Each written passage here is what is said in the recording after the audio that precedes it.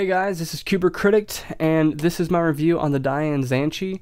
Now I know this cube has been out for a while and there are hundreds of reviews about it, but this is something that I felt like is good enough of a cube and should be something that I should give my own review about, so that way people can look on my website and figure it out for themselves and see if this is something that's good for them. But I'm just going to go ahead and move on to just overviewing this cube, just talking about it a little bit. Right now, it is considered to be the best speed cube on the market, and there are a lot of reasons why, but it has been out for probably about a year, a little bit over a year, probably 2 years now. But this cube is considered the best just because it has been broken so many records with just several different people that have been going to competitions. The world records have been broken repeatedly, and they've always been broken with this cube. So I think the current one right now is 5.55 seconds, and I know that'll change later on as this video gets older, but that is a ridiculous amount of time, and people see that people are solving it in that time with these cubes, and they assume that faster, or this kind of cube will get you to go faster, and that is not the case. Yes, this cube will help you get faster, but it's not going to make you faster. You have to get faster by learning algorithms and just consistency and just a lot of practice. So but this is a great cube, and people see that and they want to get this cube for themselves, and that's why people are buying it so much and saying that it is the best speed cube, and it's got good reasons to be so. But anyway, let's move on to the mechanism of this cube. I'm going to put it here at a 45-degree angle, and it works well. Let's take it a little further. Still working. Take it just a little bit further than that. Still works. Kind of locked up a little bit. And right here, okay, not working. So if you match the edge of this corner piece right here with this little slice right here, it's not going to turn. It's not going to cut. If I take it a little bit past that, then it'll work. So let's move on to the reverse corner cutting. Okay, I've got it about halfway here. That works pretty well. Take it a little further than that. Okay, it doesn't work right there. Okay, let's move it back just a little bit. Still not. Okay, that right there, it almost popped on me there. So you can kind of see how these pieces are getting kind of loose, and then finally it pops back into place. So be careful when you're doing reverse corner cutting. It works a little bit past half, or at least this halfway centerpiece, but I would definitely not push it too far, just to be safe. So, but this cube has good mechanism. It's nothing to be upset about. This is actually definitely one of the better ones that you can find, and I like that. So, but let's go ahead and move on to the pieces. Bring a white background so that way you guys can see the cubes just a little bit better. Now we're going to talk about the edge piece here real quick. If you could see, this cube kind of has this interesting round shape to it. Like, it's got like this little ball look right here. And at first, people thought that was going to be a little damaging. To me, the only way I can explain it is that it has an organic look to it. And I know that's a weird thing to think about. It just looks smooth, and it just looks like it just builds in with the cube quite nicely. But if you can see here, you see that you've got this lip right here, which is common among all the cubes. Now they're different in shape and size, but that's what helps keep the edge piece inside the centerpiece and inside the cube.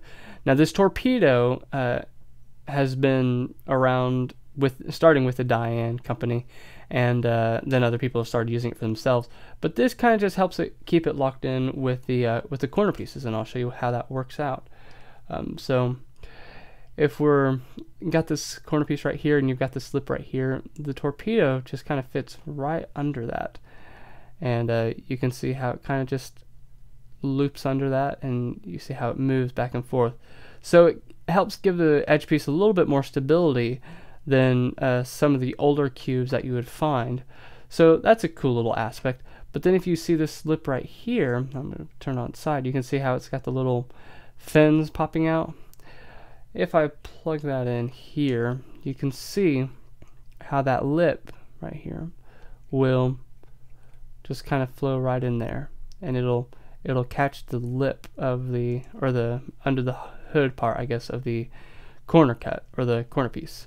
So the edge piece looks really good, but let's go ahead and go on here to the corner piece, and you can see how it's got this interesting cutting right here. It's got this weird wedge, and I'm not quite sure what that does. What I assume, I mean, you can see how it kind of shaved that off right there, and I can only assume that that helps with the reverse corner cutting.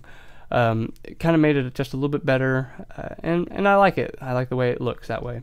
So, but you can see it's got that organic shape here. It's just got that little ball core on the inside, and what I think that is I think that's expanded just to make the cube feel a bit more flush. And because one thing I like about cubes is when they feel flush and heavy, like when they just feel together. They don't feel like they could pop apart any minute. And the bigger the cube you get, the more it's going to feel that way. So I like the smaller, I like the 3x3. It's my favorite kind of cube just because I love the way it feels every time I'm solving it. So, but there's the pieces for you. And so they're well built and well designed, and just great thought was put into it. And there's limited popping. Now I'm not going to say no popping. If you have this cube super tight, then maybe, but there's always this hard balance of finding the best tension for the best tension without the amount of popping that you can get in a Rubik's Cube. And that's, like I said, that's always been the hardest part, and everybody's still trying to figure it out. And I think we're getting close as to getting the best combination, but even still, I'm being surprised every day by the cubes that are coming out. But this has popped on me a little bit. I mean, you can see right there, it kind of locks up just a little bit, and when you're solving it really fast, that can get dangerous really quick. So, but this cube is great, and it does not pop as much as some of the other cubes that I've had, and especially at the tension that I have it on, you can just kind of see the gap that I have there. I love this cube being a little bit looser than probably what most people would do. Now I do have some tighter cubes, but I just like it when it flows really well with my hands when I'm trying to solve really fast times. But again, I'm risking the possibility of it popping on me. So it's just a matter of figuring it out, and I'll do a tutorial on how to set tensions correctly, or at least the method that I use, and I feel like it works really, really well. So, but anyway, my thoughts on this cube: this is a great cube. This has been, or was, my top speed cube for about a year and a half, and just because I've gotten my personal best times with this cube, and I think my current speed, or my current personal best, is 13.76.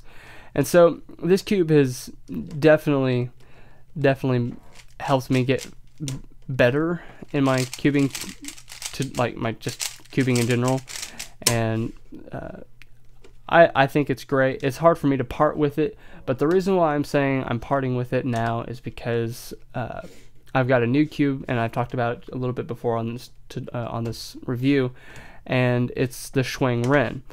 Now, I just got this cube a few days ago, and it has impressed me a lot. I'm deeply impressed, and I think this cube is going to be taking over the cubing market here pretty soon. So that is why I say that this is now my second favorite speed cube, and it's hard for me to part with it. So now, and another reason why is because, again, this has popped on me a few times. The Schwing Ren has not. When I try to get this to pop, it doesn't get anywhere close to it. I've tried to pop this and almost get to the point of it breaking on me, which I'm not going to break it because I want to keep it. But then, surprisingly, because this has a different plastic than most speed cubes, I thought that this was not going to be smoother. When I mess with these two now, this feels the smoother of the two, and my ZhanChi starts to feel clicky now. It feels like it's too sharp, and I like that cubic feel, but it's almost a little too much in comparison to when I'm solving the the Schwing Ren. So that's just a interesting little concept that I've figured out and discovered for myself. Now, again, I love this cube. This would be my second speed cube. If I didn't have my Schwing Ren, then I would default to this. Now, I'm also getting used to my Schwing Ren, so if I were to actually go into a speed cubing competition now, I would probably use this until I got used to my Schwing Ren. So, because they are definitely different as far as the mechanism goes, and as a cuber, you have to get used to it if you want to get good times. So, the best prices that I found for this to be at is on Amazon or HK Now store. The reason why I say Amazon, I know it's a general store. It just has everything that you could think of. But I live in America, and Amazon always ships to me very quickly. Now, HK Now store, the reason why I also recommend them, they are from China, but they have some of the best cube collections and just a wide variety of cube related products, because Amazon does not have them all, but HK Now store does, and I highly recommend them just because of how fast they ship too. They ship very well.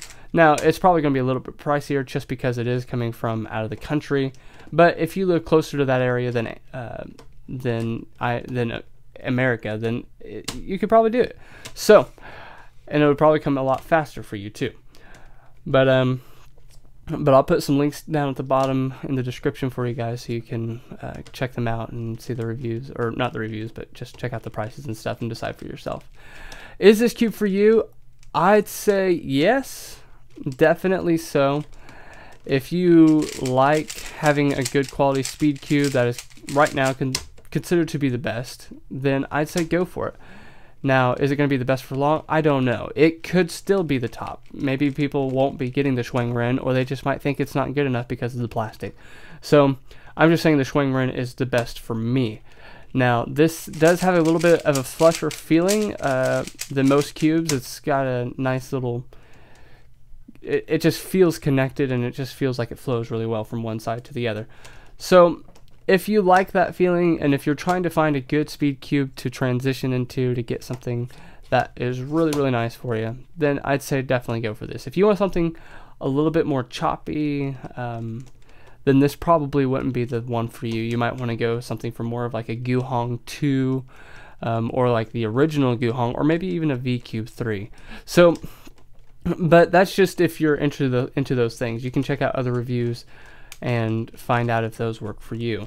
So, but if you are into speed cubing and you want something that will definitely that will help you get faster, then this would be the cube that I would get.